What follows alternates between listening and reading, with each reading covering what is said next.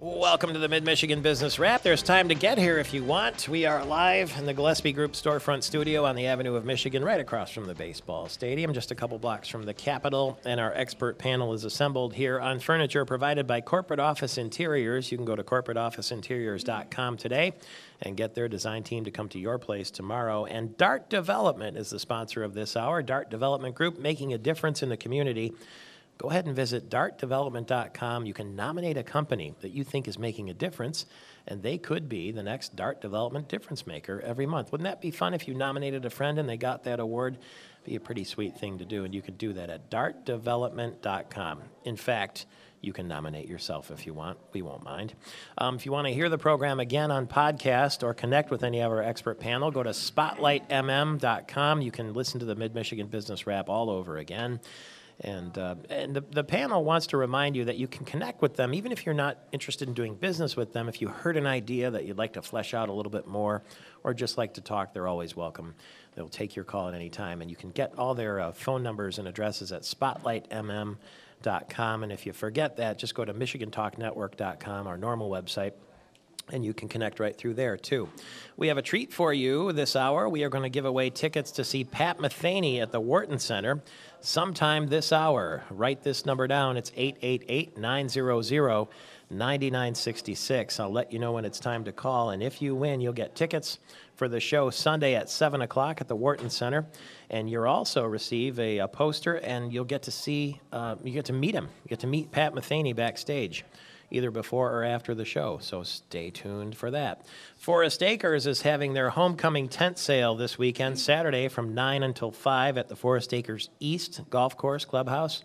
They're going to have year-end clearance prices on MSU merchandise and sweaters and golf shirts and all that sort of stuff, so if you're down for the homecoming game, you might want to swing on by and get kitted up, because Midnight Madness is this Friday, too, and you'll want your basketball gear and your football gear and good Christmas presents, too, at Forest Acres this weekend. We go around the horn here at the sort of round table that we have right here, and you can watch the show through the window if you come down, or from the coffee house. You can be involved in the show or just sit back and hang loose, but stay with us in any case on the radio. So our expert panel from my left to right. Hi, George Volman of Volman Ford in the magnificent, cool city of Portland. I am also a certified race car driver now. What happened? You were at the Ford test track yesterday. Yeah, and we drove the AC Roadster, the iconic AC Roadster, which is a remake but a completely re-engineered automobile. It's very fast, very quick, very nice, probably very expensive, but it doesn't matter. For people that have that kind of money, that's a lot of fun to drive. How big is it? Is it two-seater? It's a two-seater Roadster. And they're eventually going to build a slightly bigger automobile as well, I believe, but it's all going to be based on the original AC designs going back to the 50s. Can you put golf clubs in the trunk? No, there is no trunk.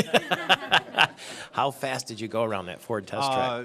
I don't want the Ford people to listen, because we were supposed to be limited at 90. I think we hit 125 on the straightaway, and there was plenty left. I think it was a 200-plus mile per hour. Really? Yeah. Wow. And that's the banked ovals and everything? The bank oval, and then we had a Gymkhana course, which was like being at Cedar Point on one of those rides, if you know what I mean. No kidding. It's a lot of fun, though. That's pretty cool. Well, by the way, speaking of technology in cars, I saw an article that says Google has been testing robot cars in certain cities using GPS coordinates, I guess? That's correct. How do they do that? And because they know they have mapped the roads, and you get a car that has, electronic steering where you don't really need a driver. Now, there's actually a driver in the car, but he doesn't touch the wheels.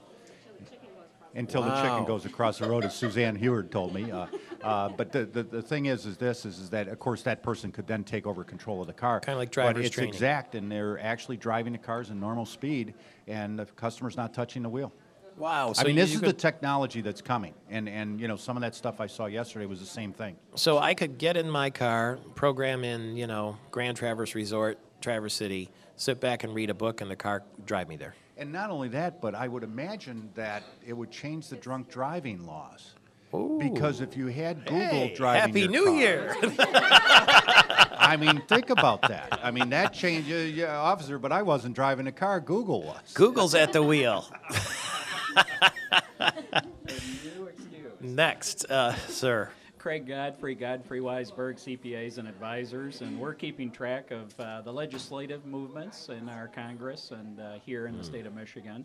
And we've got a small slice of, well, good news, I'll say, that the IRS has now announced that health insurance coverage reporting on W-2 forms that was slated to go into effect for next year, 2011, is now optional. So a small slice of good news. All right. I want to ask, well, first, this deals with both of you, so please introduce yourself, madam. Lynn Vandeventer, Coldwell Banker, Hubble Briarwood Real Estate Company. I'm curious to know what you think. I'm looking at this article in Time Magazine, and it says that 8 out of 10 small business leaders expect their health care costs to go up because of the new health care law. And they say that this uncertainty about what's going on in Washington is holding back economic recovery, that people are uncertain. Even Jack Welch, the former boss of General Electric, said that the Obama administration has created a climate of uncertainty that undermines new hiring. Do we agree with that? The uncertainty is inhibiting hiring? No question. Okay. No I would question say to yes, that. definitely. Would you agree? Time Magazine says that's poppycock. Want to know why? They say... Time Magazine. Yeah. They say that large businesses aren't hiring for basic reasons, and those reasons are they've spent billions on technology that have made them more efficient, more productive, and the other thing they found out is they can do more with less workers because of all the cutbacks, so why would they rehire? It's the epitome of corporate America, and they're going to have strong earnings in the third quarter. Surprise you? No, that's not surprising. I mean, everybody gets very efficient when the mirror's held up and there's no longer party and it's pondering, I mean, which is what happens in an economic downturn. But the challenge is, and I can only speak for small business, in my small business, is that you take a look at the environment and you say to yourself, do I want to put any more money into this risk, very risky venture with the government basically telling me you're not going to know what your costs are going to be next year, which is exactly what's happened. Here's Lynn Vandeventer's part. This Time Magazine article goes on to say that small businesses aren't hiring mostly because economic activity is muted. Consumers are paying off debts, saving more, spending less, and loans are difficult to get.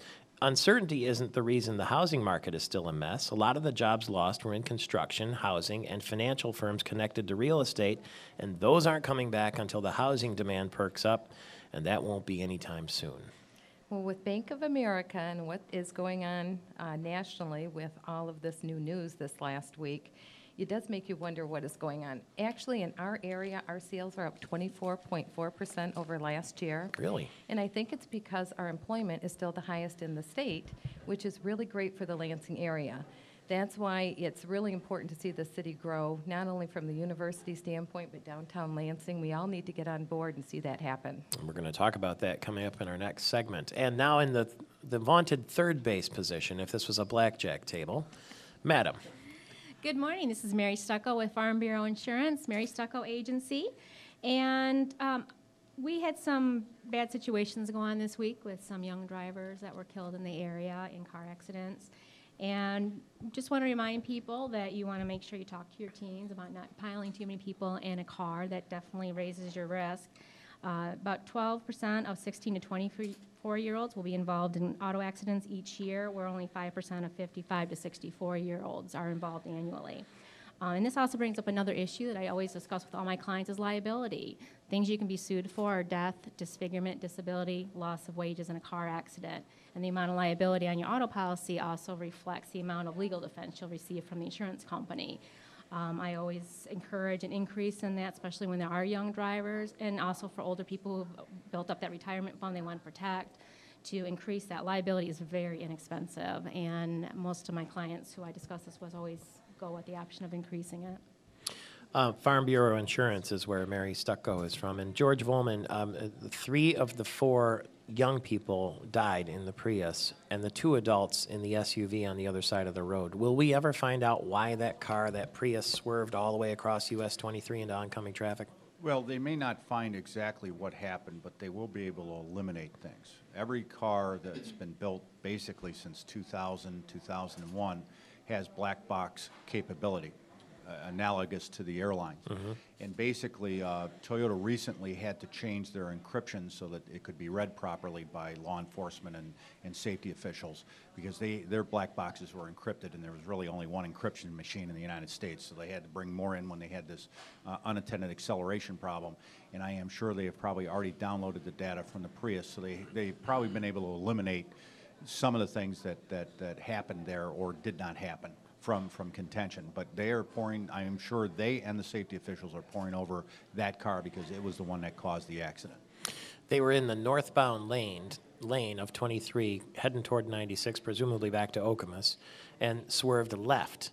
Will we know if the brakes were applied at any point? Is that the kind of data that comes from the black box? Brake application, throttle angle at the time of not only, it basically at the point of crash, it snapshots and it takes the last 30 or 1 minute of data, and you can take a look at all of it. So they'll know about acceleration, they'll know about speed, they'll know about whether the cruise was engaged, they'll know whether the person was on the brakes, whether the brakes were locked up. They'll know all of that. And then what they won't know is a mechanical issue. Did the tire blow? The black box doesn't record that, so they won't know if a tie rod broke or something like that. Or if it was unintended acceleration.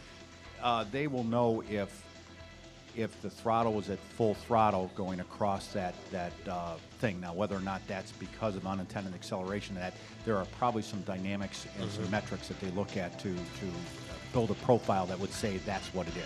George Volman is the Automotive Insider. It's the Mid-Michigan Business Wrap. Back in a flash.